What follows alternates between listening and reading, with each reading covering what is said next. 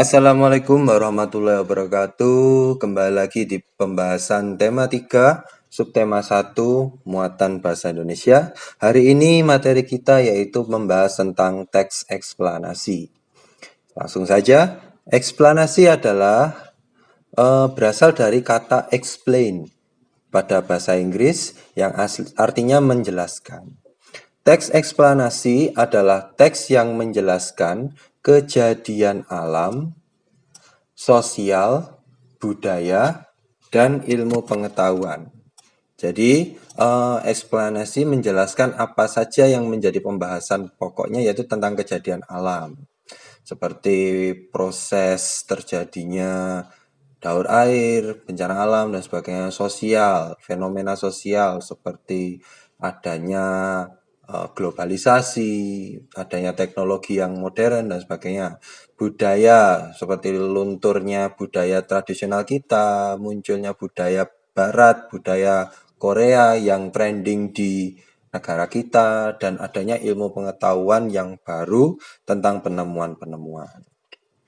Eksplanasi itu menjawab tentang dua pokok pertanyaan, yaitu pertanyaan mengapa dan bagaimana.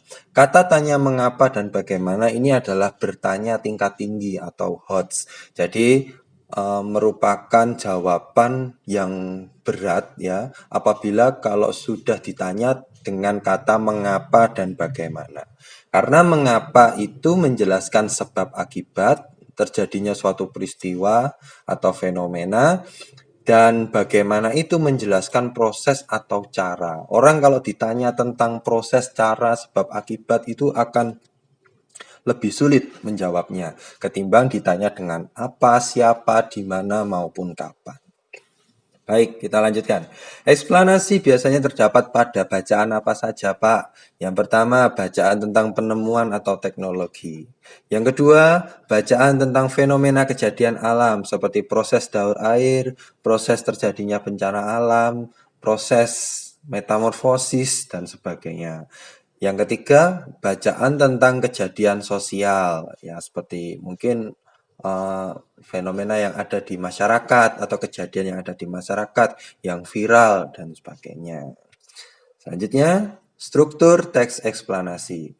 Teks eksplanasi terdiri dari 3 struktur. Yang pertama adalah pernyataan umum, yang kedua adalah deretan penjelasan, dan yang ketiga adalah interpretasi. Pernyataan umum itu berisi informasi singkat yang akan dibahas atau pengenalan awal. Jadi pembaca dikenalkan supaya apa? Supaya tertarik membaca deretan penjelasan dan interpretasi. Jadi pernyataan umum ini harus menarik perhatian pembaca agar melanjutkan membacanya hingga ke urutan kedua dan urutan ketiga. Maka dari itu, pernyataan umum selalu berada di awal bacaan. Yang kedua adalah deretan penjelasan. Apa itu deretan penjelasan? Deretan penjelasan itu berisi sebab akibat dan proses yang dijelaskan secara urut. Dengan adanya spoiler ya, istilahnya spoiler yang menarik perhatian di pernyataan umum, pengetahuan pembaca akan diperkaya di deretan penjelasan ini. Maka dari itu, deretan penjelasan biasanya lebih panjang daripada yang nomor 1 dan yang nomor 3. Biasanya terletak di tengah bacaan. Dan yang ketiga adalah interpretasi atau kesimpulan. Interpretasi itu berisi kesimpulan atau pendapat penulis dan manfaat bacaan bagi pembaca. Jadi setelah diberi spoiler lalu dijelaskan, maka manfaat apa yang bisa diraih atau dipetik oleh seorang pembaca dari bacaan itu biasanya disimpulkan atau diikhtisarkan di bagian akhir dengan diperkaya dengan pendapat penulis maupun manfaat pembacaan bagi para pembaca. Maka dari itu, interpretasi biasanya terletak di akhir bacaan. Contohnya, teks eksplanasi di sini adalah penemuan tentang mobil.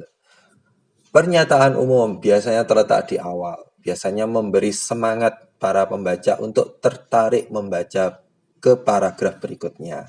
Carl Friedrich Benz dikenal sebagai penemu mobil dengan bahan bakar bensin atau gasoline pada tahun 1879. Nah, di sini pembaca akan penasaran atau kepo. Duh, kok bisa penemuan mobil? Bagaimana prosesnya?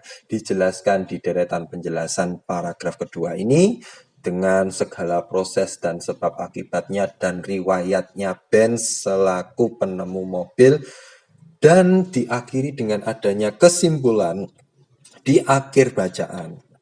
Di sini kesimpulannya, penemuan Benz bermanfaat pada dunia transportasi dan memudahkan manusia berpergian ke tempat lain.